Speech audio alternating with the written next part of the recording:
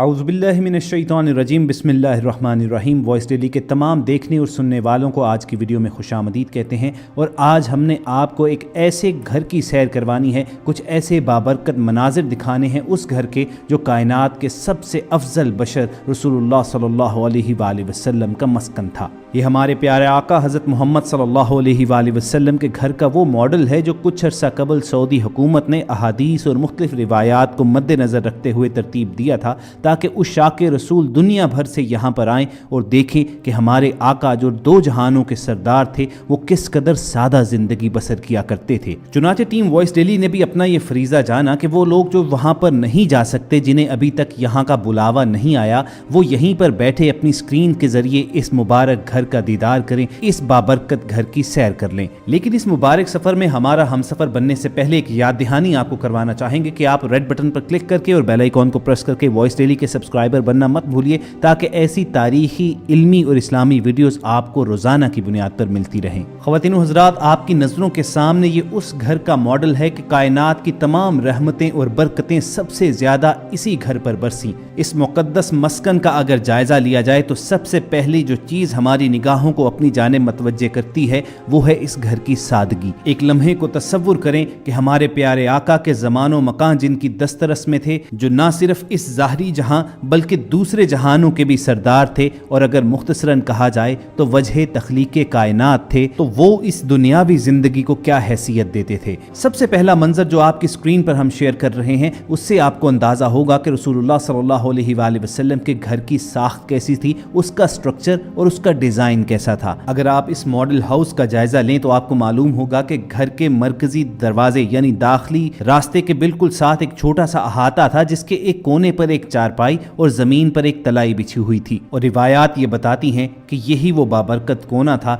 जहां हमारे प्यारे आका हजरत मोहम्मद सल्लल्लाहु अलैहि वसल्लम वापस आने के बाद इस्तराहत फरमाया करते थे, यानी आराम करते थे। इसी अहाते के दूसरे कोने पर खाना पकाने के बर्तन वगैरह और आटा पीसने के आलात वगैरह पड़े होते थे, और इसके कोने पर पानी का एक कच्चा घड़ा पड़ा होता था जिसमें आपके गुलाम बेरे गुरस, बेरे सुकैया और मालिक बिन नजर के कुएं से आपके लिए ठंडा मीठा पानी लाया करते और इन घड़ों में भर देते। और जब आप सल्लल्लाहु अलैहि वसल्लम के लिए घर में पानी लाया जाता तो उसके बाद एक मशकीज़े में डालकर इसे मजीद ठंडा किया जाता। घर के मरकजी दाखिली दरवाजे के साथ ये जो अहाता मौजूद है, आपने एक चारपाई और तलाई नुमा बिस्तर बिछे हुए देखा था। उसी कोने में भी एक आपको चमड़े की बनी मश्क भी नजर आएगी। यही वो मश्क है कि जिसमें रसूलुल्लाह सल्लल्लाहु अलैहि वसल्लम के पीने का पानी रखा जाता था। और ख़वातीन व हज़रात, अब बढ़ते हैं घर के अंदरूनी हिस्से की जानिब। आपको अहाते में एक दाखिली दरवाजा भी नजर आ रहा होगा। यही वो रास्ता है कि जिसके जरिए रसूलुल्लाह सल्लल्लाहु अलैहि वसल्लम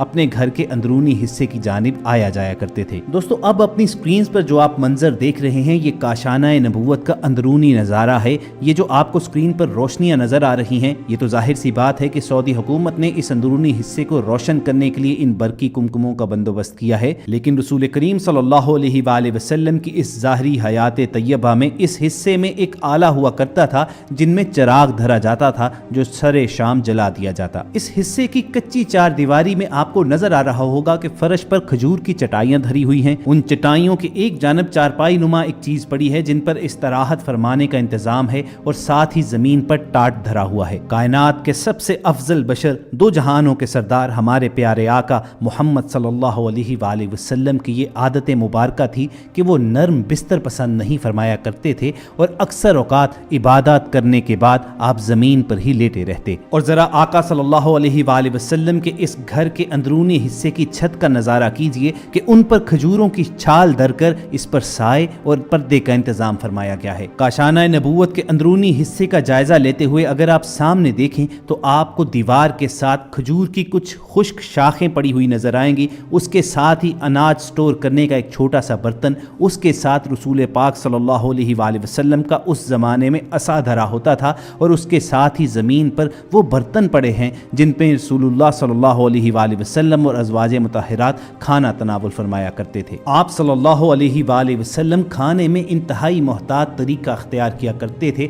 हज़रत अब्दुल्ला इब्न अब्बास रज़ियल्लाहु तआला अन्हु आप सल्लल्लाहु अलैहि वसल्लम के तआम की कैफियत का तज़किरा इस तरह फरमाते कि अमूमन आप जौ की रोटी और सिर का इस्तेमाल किया करते। आप सल्लल्लाहु अलैहि वसल्लम ये दुआ भी फरमाते थे, ऐ अल्लाह آل محمد کے رزق کو بقدر زیست بنا، یعنی زندگی میں جتنا رزق درکار ہے بس اتنا ہی عطا فرما۔ اسی طرح جب آپ صلی اللہ علیہ وآلہ وسلم کے لیے پہاڑوں کو سونا بنانے کی پیشکش کی گئی تو آپ صلی اللہ علیہ وآلہ وسلم نے فرمایا، اے میرے رب، میں تو یہ پسند کرتا ہوں کہ ایک دن پیٹ بھر کر کھاؤں اور ایک دن بھوکا رہوں، تاکہ جب تیرا کھاؤں تو تیرا شکر ادا کروں، اور جب بھوکا رہوں تو آپ کی جانب گریہ و زاری میں لگا رہوں۔ آپ نے زہد و قناعت کا درس دیا۔ اس راہ میں آپ صلی اللہ علیہ وآلہ وسلم کا اپنا طرز عمل کیا تھا؟ عرب کے ہر گوشے سے دولت کے خزانے لدے چلے آتے تھے، مگر شہنشاہ عرب و عجم رسول اللہ صلی اللہ علیہ وآلہ وسلم کے کاشانہ نبوت میں وہی فقر و فاقہ ہوتا تھا۔ حضرت صلی اللہ علیہ وآلہ وسلم کے پردہ فرمانے کے بعد حضرت عائشہ صدیقہ رضی اللہ تعالی عنہا فرمایا کرتی تھیں کہ حضور اس دنیا سے پردہ فرما گئے، مگر 2 وقت بھی سیر ہو کر آپ صلی اللہ علیہ وآلہ وسلم نے کھانا نہ کھایا۔ آپ رضی اللہ تعالی عنہا بیان کرتی ہیں کہ جب آپ صلی اللہ علیہ وآلہ وسلم کا وصال ہوا تو گھر میں اس دن کے کھانے کے لیے تھوڑے سے جو کے سوا کچھ موجود نہ تھا، اور چند سیر جو کے بدلے آپ صلی اللہ علیہ وآلہ وسلم کی زرہ ایک یہودی کے ہاں رہن رکھی گئی تھی۔ تو خواتین و حضرات، یہ تو تھا ہمارے پیارے آقا حضرت محمد صلی اللہ علیہ وآلہ وسلم کے طعام کا عالم۔ آپ اپنی سکرین پر رسول اللہ صلی اللہ علیہ وآلہ وسلم کے اس ماڈل ہاؤس کے اندرونی حصے کا نظارہ کر چکے ہیں۔ آپ نے بستر دیکھا کہ کتنا سادہ بچھونا تھا۔ رسول اللہ صلی اللہ علیہ وآلہ وسلم کے بچھونے کی کیفیت بیان کرتے ہوئے حضرت ابن مسعود رضی اللہ تعالیٰ عنہ کہتے ہیں کہ ایک دفعہ آپ صلی اللہ علیہ وآلہ وسلم نے ایسی چٹائی پر آرام کیا جس سے آپ کے جسم مبارک پر کچھ نشانات پڑ گئے۔ ابن مسعود سے رہا نہ گیا، وہ بول پڑے کہ اگر آپ صلی اللہ علیہ وآلہ وسلم اجازت دیں تو میں نرم چٹائی بچھا دوں۔ تو آپ صلی اللہ علیہ وآلہ وسلم نے فرمایا، میرے لیے دنیا کی کیا ضرورت؟ میری اور دنیا کی مثال اس مسافر کی طرح ہے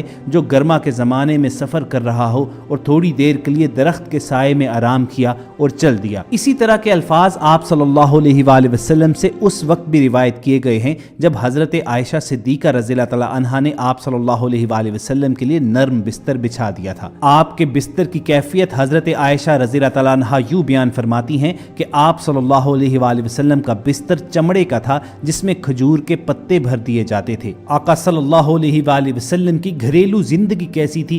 گھر کی 4 دیواری کے اندر آپ کے معمولات کیا تھے اور دینی اور دنیاوی معاملات میں آپ نے کیسے توازن قائم کیا؟ اس کے متعلق بہت سی احادیث روایت ہوئی ہیں۔ انہی میں سے ایک روایت ہے کہ بعض صحابہ آپس میں گفتگو کر رہے تھے کہ رسول اللہ صلی اللہ علیہ وآلہ وسلم کی گھر سے باہر کی زندگی تو ہمارے سامنے ہے، لیکن گھر کی 4 دیواری کے اندر رسول اللہ صلی اللہ علیہ وآلہ وسلم کے معمولات ہمارے علم میں نہیں ہیں، چنانچہ ہمیں اس کے متعلق معلوم کرنا چاہیے، پھر اپنے گھروں میں اس کی پیروی کرنی چاہیے۔ اب رسول اللہ صلی اللہ علیہ وآلہ وسلم کے گھر کے اندر کی زندگی تو ازواج مطہرات ہی جانتی تھیں، اسی لیے وہی اس کے متعلق بہتر رہنمائی کر سکتی تھیں۔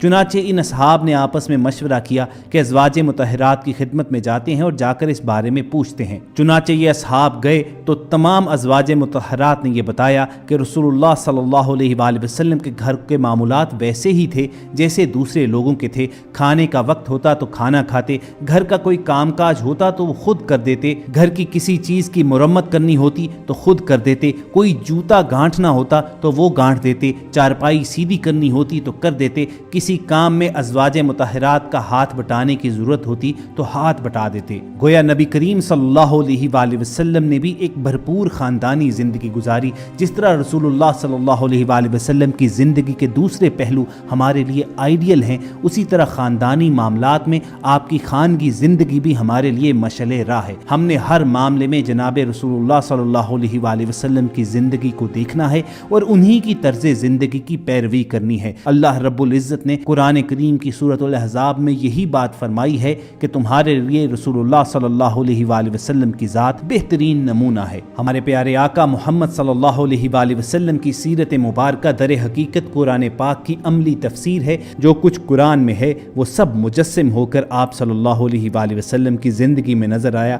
چنانچہ چند صحابی حضرت عائشہ صدیقہ کی خدمت میں حاضر ہوئے اور عرض کی، یا ام المومنین رضی اللہ تعالی عنہا، حضور صلی اللہ علیہ وآلہ وسلم کے اخلاق بیان فرمائیے۔ ام المومنین رضی اللہ تعالی عنہا نے فرمایا، کیا تم نے قرآن نہیں پڑھا؟